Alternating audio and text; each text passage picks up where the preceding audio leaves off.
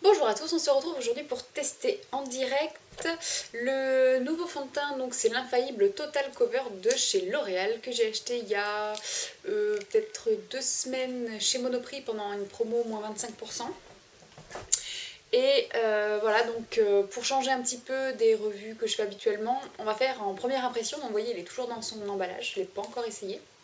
Donc l'infaillible Total Cover c'est un fond de teint haute couvrance, confort optimal et longue tenue. J'ai pris la teinte 20 sable. Il n'y a pas beaucoup de teintes disponibles en France, hein, donc ça c'est toujours un peu relou. Merci L'Oréal Paris de donner 35 teintes aux États-Unis et 6 ou 7 ici. Voilà, donc c'est parmi les teintes les plus claires. Je crois que celle qui était juste en dessous était beaucoup trop rosée, puis celle qui était au-dessus était un peu foncée. Bon, bref, j'ai essayé de me débrouiller avec ça.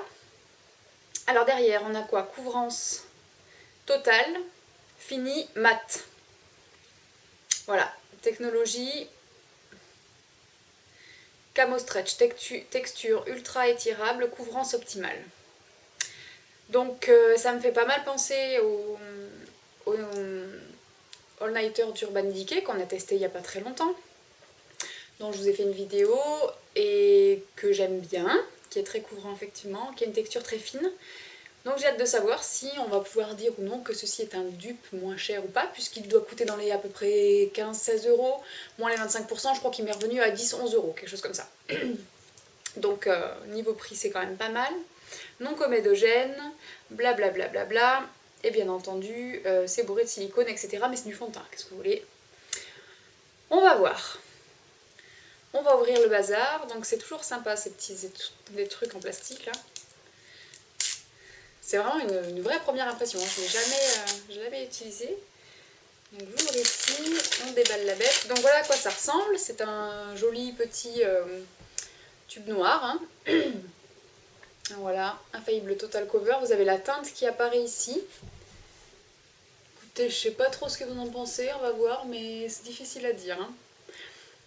Déjà, on va regarder à quoi ça ressemble. Il m'a semblé voir sur les blogs américains qu'il y avait une canule, bah pas du tout.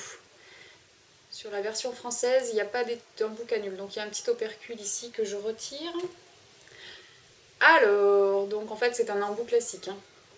Voilà. Je vais en mettre un petit peu sur le dos de ma main. Ça a l'air assez dense comme matière, ça coule pas du tout. Presque un peu mousseux. Ah oui, c'est même carrément mousseux, regardez. Je sais pas si vous voyez un peu la texture. Bon, au niveau de la couleur, je pense qu'on va peut-être réussir à faire quelque chose. J'étais persuadée que ça allait être trop foncé. Mais c'est assez crémeux, hein. Donc, ça n'a pas trop d'odeur, mais ça n'a pas vraiment d'odeur. C'est assez épais comme texture, donc ça je dirais qu'on va peut-être plus y aller au Beauty Blender qu'au pinceau. Je tâte le terrain avant de le mettre sur mon visage à chaque fois, hein. Je préfère voir un peu. Bon bah écoutez, ce qu'on fera, c'est qu'on fera une moitié de visage avec le Beauty Blender, une moitié de visage avec le pinceau. Moitié pinceau et une moitié Beauty Blender. Donc, j'ai hydraté mon visage tout à l'heure.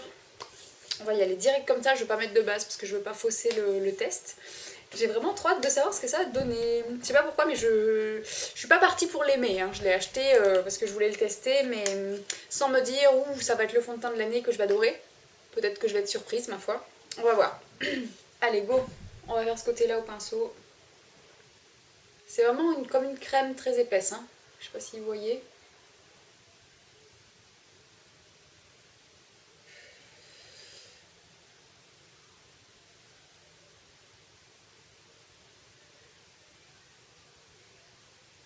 C'est assez bizarre comme texture.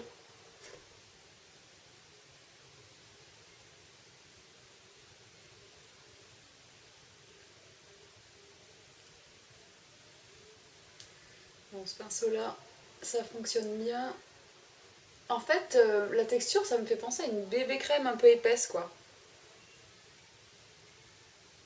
Je pensais qu'il serait vachement plus sec que ça.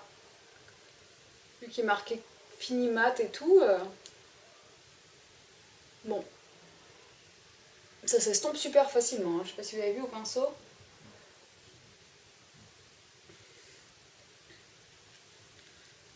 Il n'y a pas de traces, rien du tout. C'est effectivement mat. On va faire la moitié du front.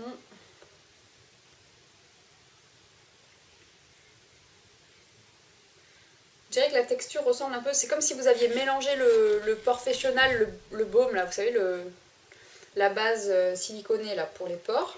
C'est comme si vous aviez mélangé ça avec votre bébé crème en fait, un peu, au niveau de la texture.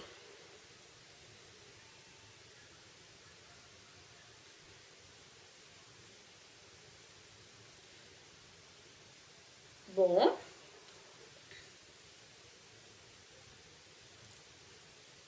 Eh bien écoutez, c'est déjà estompé.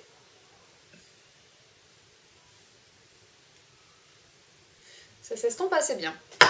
Alors, j'ai donc ce côté-là qui est maquillé avec le fond de teint posé au pinceau et rien du tout sur ce côté-là. J'espère qu'on verra bien. Alors il fait vraiment un temps abominable ces derniers jours, mais ça faisait 2 semaines que j'attendais de filmer cette vidéo et c'était maintenant ou jamais. Je crois que si on attend le beau temps, ben on se reverra que l'année prochaine. Donc, alors, côté pinceau, et ben écoutez franchement, c'est pas mal. Alors ça, c'est assez, c'est un fini assez velouté. C'est un toucher sec.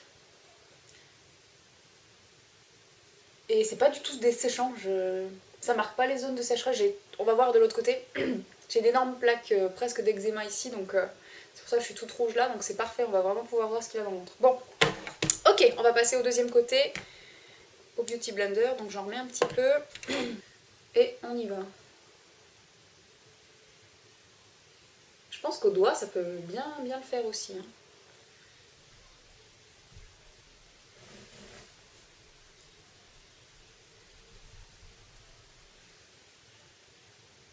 Bon, j'étais persuadée que j'allais terminer marron, que ça allait être 10 fois trop foncé pour moi, mais en fait, bon, c'est pas pire. C'est pas pire du tout. Il s'estompe super bien. Franchement, super facile à estomper. En même temps, il est bien siliconé. On sent bien...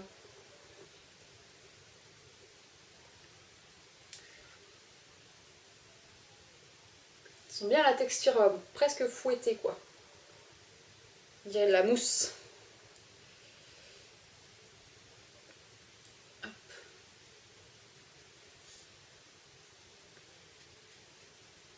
Toujours chiant cet endroit-là. Je sais pas si vous aussi, mais alors là, dans la tempe là côté sourcil, c'est toujours une misère pour moi personnellement. Bon, j'étire bien sur l'oreille parce qu'il est quand même un chouille plus foncé que mon cou. On va tricher un peu, hein. Alors écoutez, c'est franchement pas mal, hein. C'est pas mal, hein.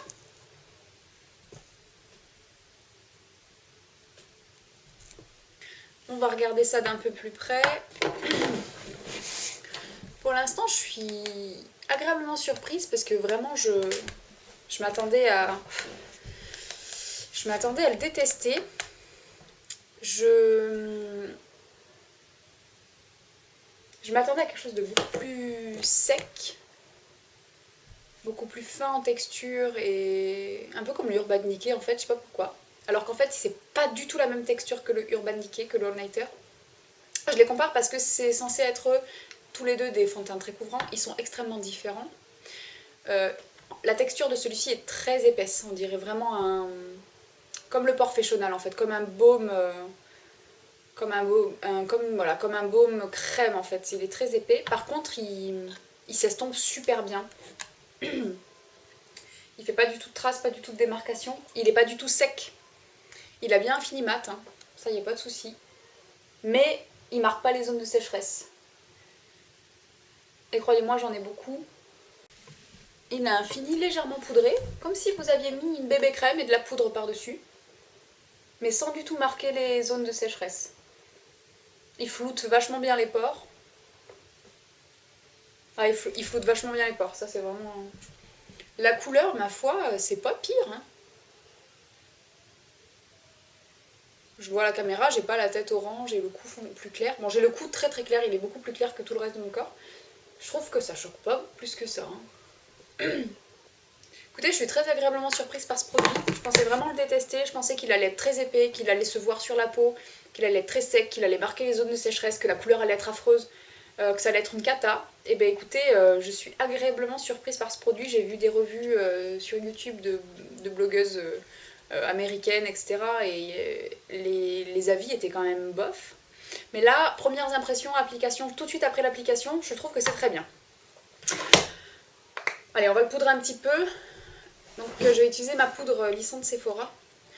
Mais j'ai peur que ça fausse un petit peu le test. Je vais en mettre un tout petit peu. Donc ça, vous avez vu, si vous me suivez sur le blog, le best-of 2016, je vous ai mis cette poudre-là en poudre compacte. Je vous ai pas menti, hein, vous voyez la tronche du truc. Je l'ai vraiment beaucoup utilisé et beaucoup apprécié. Je prends mon fond de teint Make Up Forever, il sert à tout ce truc. Il est sans sas.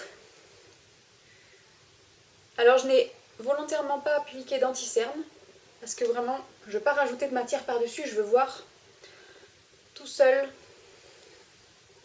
ce que ce fond de teint a dans le ventre. C'est vraiment pas mal. Hein. Franchement, il est pas mal. Je crois qu'il me rappelle un petit peu le Kiko. Le skin moderniste, parce qu'il avait ce côté aussi qui floutait les pores. Sauf qu'il est plus mat celui-là. Il n'y a presque pas besoin de le poudrer. Il marque pas plus que ça les zones de sécheresse. Franchement, c'est pas mal. Écoutez, je suis agréablement surprise pour une première impression. Je vais continuer bien sûr de le tester et je vais vous faire une revue très détaillée sur le blog dans quelques jours ou quelques semaines quand vraiment je l'aurai mis à toute épreuve et surtout quand je l'aurai porté sur des journées de travail que je fais, donc plus de 10-12 heures. Pour voir un petit peu, il est bien noté longue tenue, donc on espère qu'il tienne cette promesse-là. En tout cas, la première impression est pour moi assez positive. Je m'attendais à une texture beaucoup plus sèche et beaucoup plus épaisse sur la peau. Et malgré qu'il soit très épais, je trouve qu'il se fond très bien dans la peau, qu'il ne fait pas de démarcation, pas de stries, il ne marque pas les zones de sécheresse, ça ne fait pas des pâtés, des choses comme ça. Que ça soit au Beauty Blender ou au pinceau, c'est très bien. Donc ça c'est top. Pour la teinte, j'avais vraiment peur aussi que ça soit horrible et en fait ça va. Cette teinte là elle est assez neutre, elle est ni trop jaune ni trop rose. Donc moi ça me convient pas mal. Je trouve que franchement le résultat est pas mal du tout. Donc vraiment agréablement surprise. Multi-usage, ils disent rougeur, marque, cicatrice, imperfection. Moi je vois tout de suite quand un fond de teint est extrêmement couvrant parce que j'ai un grain de beauté ici. Et un fond de teint extrêmement couvrant le cache quasiment le masque presque entièrement. Et là, c'est quand même très, très en transparence. Le all-nighter d'Urban Decay, par exemple, je prends un petit coton-tige et je démaquille ici parce que sinon on voit vraiment que j'ai du fond de teint juste à cause de ça. Donc, petite astuce, si vous avez un grain de beauté sur le visage comme moi, démaquillez-le avec un petit coton-tige, vous allez voir, vous aurez l'impression d'avoir un teint beaucoup plus naturel juste avec ça, avec cette petite astuce-là. Alors, j'apprécie aussi qu'il soit vraiment mat, mais avec un fini qui n'est pas trop poudré. Vous voyez par exemple le Air Mat de chez Bourjois, je l'aime pas trop, je trouve qu'il est trop sec. Sur la peau, celui-là non, il se travaille assez facilement. Il a un fini sec sur la peau, il n'est pas du tout collant. Quoi dire d'autre? J'ai pas fait mes sourcils, hein, vous m'en voulez pas, mais là franchement, pas envie. Là j'ai des petites imperfections et tout, et ça les met pas en avant plus que ça. Franchement c'est pas mal. Hein. Non, franchement, je suis très agréablement surprise par ce produit. Voilà, donc on va se retrouver dans un petit moment. Je vais essayer de laisser s'écouler, je sais pas quelle heure il est. Il doit être à peu près 15 heures, quelque chose comme ça. Je vais laisser s'écouler un petit peu, voire 1 ou 2 heures, parce qu'il va faire nuit assez tôt. Et bon, avec les éclairages, je pense qu'on verra bien, mais je voudrais surtout voir comment le fond de teint va se comporter dans quelques heures. Pour pouvoir vous faire un petit check-up après ça. Donc on se retrouve tout à l'heure. Même s'il fait pas beau, la lumière du jour c'est quand même autre chose. Et écoutez, moi je trouve que c'est franchement pas mal du tout, du tout. Vous voyez mes petites imperfections là, ça les marque pas trop. Mes zones sèches ici, ça va. Franchement, ça va. Voilà, quand je vous dis qu'il fait pas beau, mais vraiment, il fait pas beau, quoi. C'est horrible, cette météo. Allez, on va attendre un petit peu, voir ce que ça donne en vieillissant. Voilà, donc là, ça fait à peu près 2h30. Non, 2 heures. Ça fait à peu près 2 heures que je le porte. Et bon, pour l'instant, il n'a pas trop bougé. Mais c'est pas suffisant, je pense, pour avoir un avis définitif. Donc je vais continuer de le tester. Et bien sûr, je vous en reparle très rapidement sur le blog avec un avis définitif sur la tenue et voir comment il vieillit dans la journée. Parce que à l'application, il est très bien. Mais le all-nighter, par exemple, il est très très beau à l'application. Il vieillit quand même des fois un peu bof dans la journée. Donc je vais voir si celui-ci fait pas la même chose. Donc pour l'instant, ça va. Mais pour l'avis définitif, rendez-vous dans quelques jours sur le blog pour savoir un petit peu qu'est-ce que ça a donné. Donc sur ce, je vous fais des gros bisous et je vous dis à très bientôt.